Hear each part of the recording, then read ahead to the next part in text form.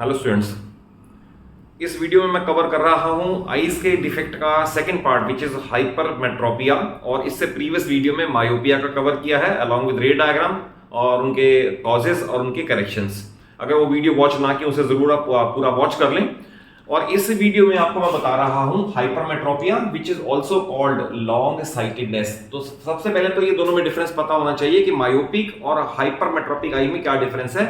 Otherwise कई बार क्या होता है कि आपसे क्वेश्चन पूछा जाता है एक डिफेक्ट का और आपको सिर्फ वर्ड का कंफ्यूजन है, आपने सारा दूसरे डिफेक्ट के बारे में एक्सप्लेन कर दिया and you are awarded 0 marks. तो ध्यान रखना, दोनों का डिस्टिंक्ट नेम है और डिस्टिंक्ट उनके लेंसेज यूज होते हैं।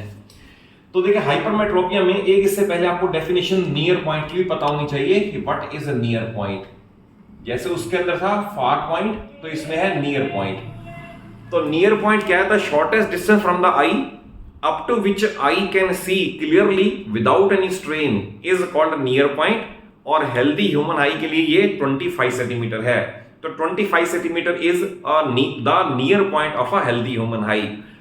तो प्रॉब्लम क्या होती है उसमें? प्रॉब्लम मैंने आपको बताया था ये होती है कि फार पॉइंट बिगड़ जाता है और इसके अंदर क्या है, नियर पॉइंट बिगड़ जाता है। तो नियर पॉइंट मींस 25 सेंटीमीटर पे अगर कोई ऑब्जेक्ट है तो उसका इमेज रेटिना पे नहीं बनता, रादर वो 30, 35, 40 हो तो बनता है। तो this defect is called hypermetropia.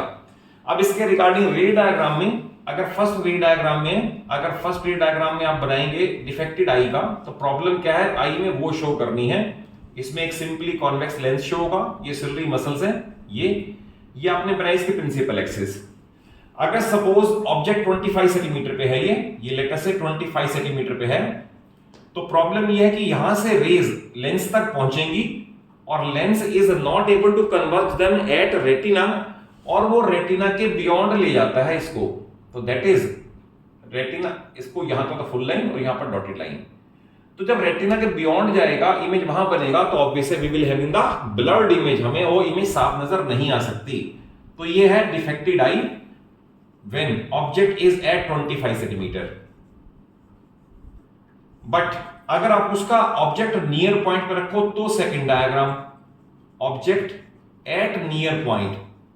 अब नियर पॉइंट उसका बिगड़ा हुआ है, लेट अस से 40 सेंटीमीटर है, तो अब ऑब्जेक्ट वहां रखोगे तब उसका इमेज उसे क्लियर नजर आएगा। तो इसके रे डायग्राम में क्या शो करना है, ये आई, देन लेंस, सिलरी मसल्स और ये इसके प्रिंसिपल एक्सिस। अब अगर मान लो ऑब्जेक्ट उसके नियर पॉइंट पे, लेट अस से नियर पॉइंट 40 सेंटीमीटर यहां है, इसे मैंने एन शो कर दिया।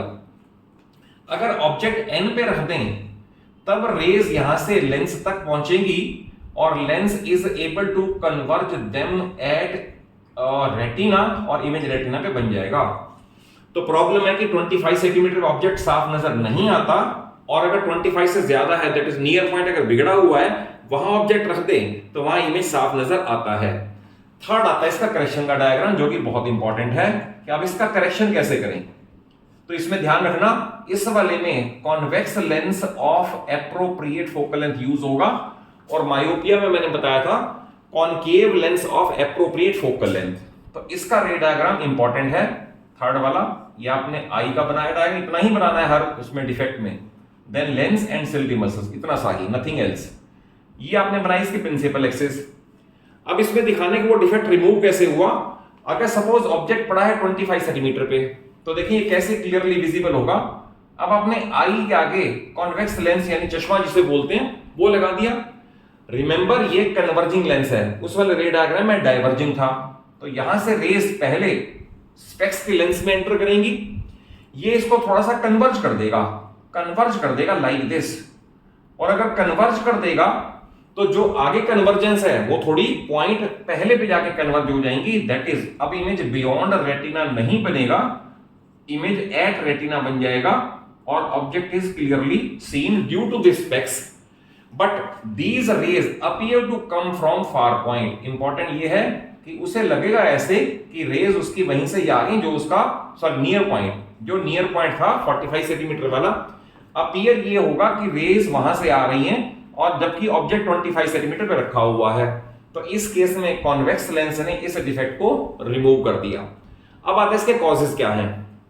मायोपिया में बताया था एलोंगेशन ऑफ आई बॉल का बड़ा हो जाना, और इस केस में आएगा कॉन्ट्रैक्शन ऑफ आई बॉल, यानी साइज छोटा हो जाना।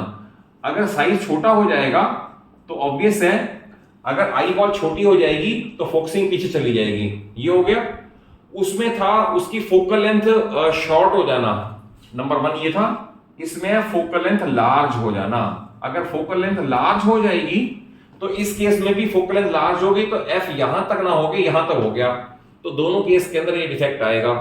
और करेक्शन मैंने बता दिया, करेक्शन है by using a convex lens of appropriate focal length.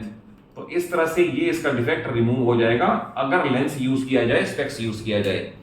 तो तीनों रे डायग्राम आप खुद जरूर बना के देखें, प्रैक्टिस करें, एंड देन उसके बाद अपने नोट्स प्रिपेयर करके इन्हें थॉरली प्रिपेयर कर लें कि very usually 3 to 4 marker question either myopia पे या हाइपरमेट्रोपिया पे एग्जाम में, बोर्ड में, प्री बोर्ड में जरूर पूछा जाता है। और अगर कॉन्सेप्ट वाइज वीडियो अच्छी लगे, समझ आया हो, तो जरूर एक इसे लाइक दे दो, अपने सभी फ्रेंड्स को शेयर कर लो और चैनल सलूजा क्लासेस को जरूर सब्सक्राइब कर लो। एंड आई एश्योर यू कि पूरी 9th और 10th फिजिक्स, केमिस्ट्री और मैथ्स अपने चैनल पे मैं आपको अवेलेबल करा दूंगा, and that also in a very smooth and simple way. Thank you for watching the video.